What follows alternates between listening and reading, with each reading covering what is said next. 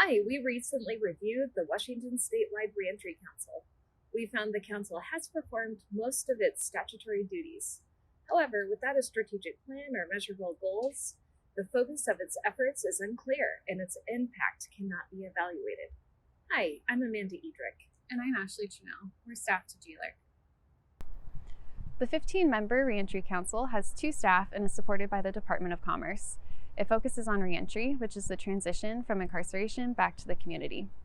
The legislature created the council to improve public safety and outcomes for people experiencing reentry. The council must do this by developing collaborative relationships among stakeholders. The council does not operate reentry programs. The council has fulfilled most of its statutory duties, including holding public meetings, issuing biennial reports with policy recommendations, and consulting with some stakeholders. However, it has had limited interaction with many of the stakeholder groups named in statute.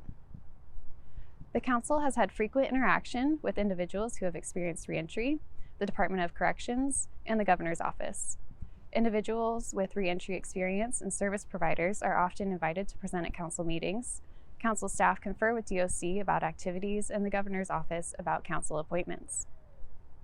The council and its staff has had limited interaction with other stakeholder groups named in statute. Generally, these interactions are not documented or reported to the full council. Therefore, the legislative auditor's first recommendation is for the council to develop a stakeholder engagement plan that demonstrates how it will solicit input and participation from all stakeholders identified in statute.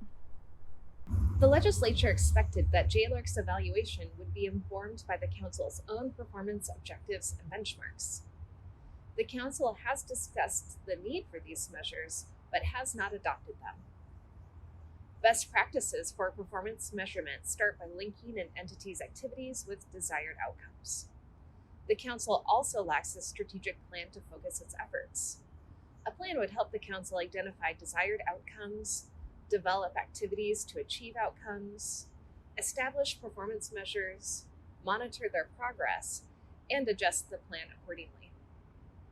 A plan would also assist the council in fulfilling its intent to center on racial equity, and it would help the council strategize how best to engage stakeholders.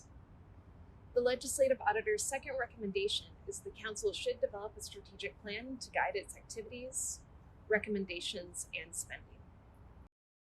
JLARC is directed to review the council every 6 years. Our next review will be in 2028.